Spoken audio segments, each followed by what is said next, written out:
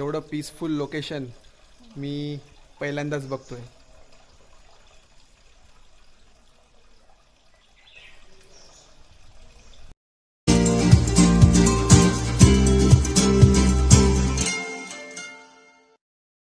कोकण म्हटलं की डोळ्यासमोर येतात ते अथांग पसरलेले समुद्रकिनारे आणि हिरव्यागार वनराईत वसलेली प्राचीन मंदिरं. आज आपण अशाच एका जागृत आणि निसर्गरम्य ठिकाणी आलो आहोत. तर नमस्कार मित्रांनो, मी संकेत सावंत एका नवीन व्लॉगमध्ये तुमच्या सर्वांचं स्वागत आहे. आता आपण पोचलो आहोत श्री सिद्धिविनायक गणपती मंदिर, दाभोळ, पोखर बावला.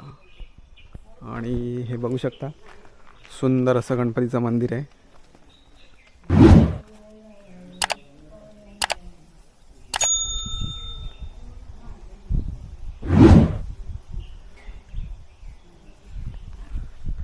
चला आता आतमध्ये जाऊया, दर्शन घेऊया.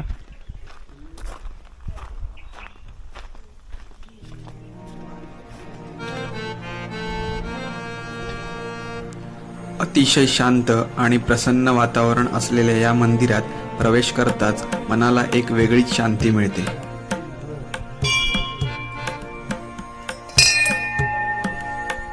मंदिराच्या गाभाऱ्यात विराजमान असलेली श्री गणेशाची मूर्ती अत्यंत तेजस्वी आहे.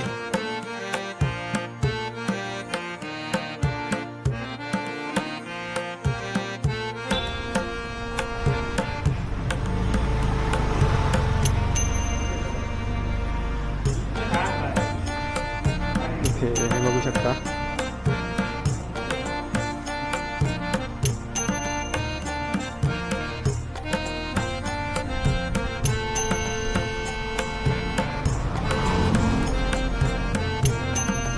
खालच्या दिशेला पाण्याचा खळखळाट ऐकू येत होता. त्या आवाजाचा कानोसा घेत मी पुढे गेलो.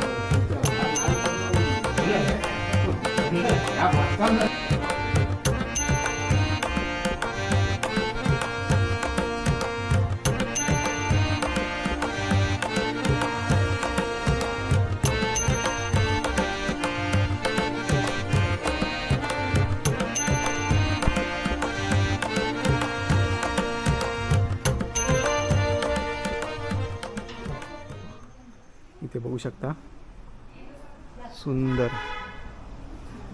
खालती मासे पण आहेत, दिसतात आपल्याला.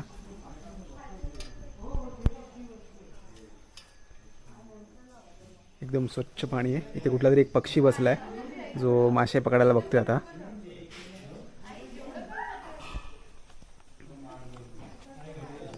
आजी आलेली पहिल्यांदाच. खालती उतरून आल्यानंतर एक छोटेसे टुमदार शिव मंदिर आणि त्याला लागून वाहणारा ओढा असे अद्भुत दृश्य दिसले.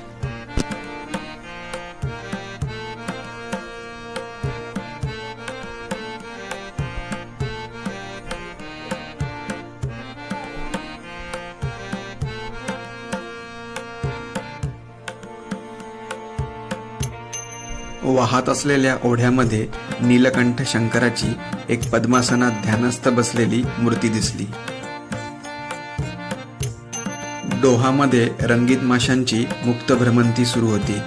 तिथे मला पाण्यात एक शिवलिंग दिसले आणि शिवलिंगाला निसर्ग देवता अखंड अभिषेक करत होती.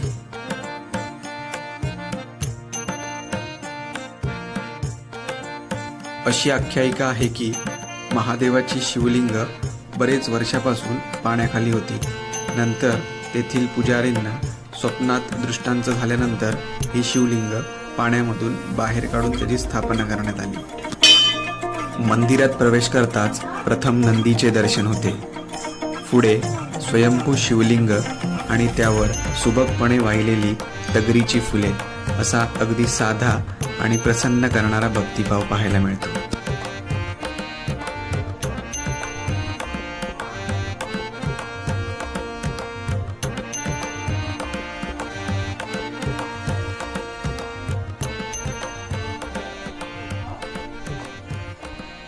इथे बघू शकता तुम्ही पट्टेरी वाघाची कृती कोरलेली आहे दगडावरती.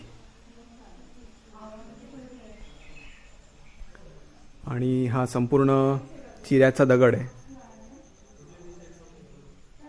पावसात हे लोकेशन अजून सुंदर दिसतं.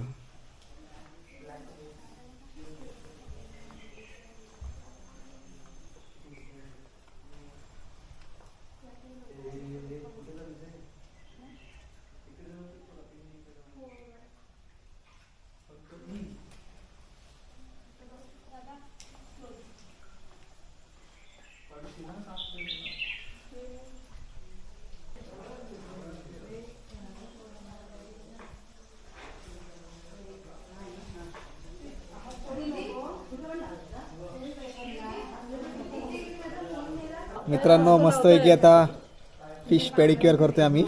आणि इथे खाली बघू शकता तुम्ही मासे.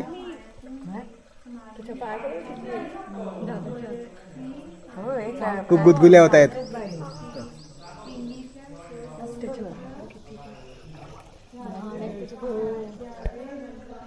इथे मोठे मोठे मासे पण आहेत. व्हिडिओ आवडल्यास लाईक करा आणि अशाच नवनवीन ठिकाणच्या माहितीसाठी चॅनलला सबस्क्राईब करायला विसरू नका.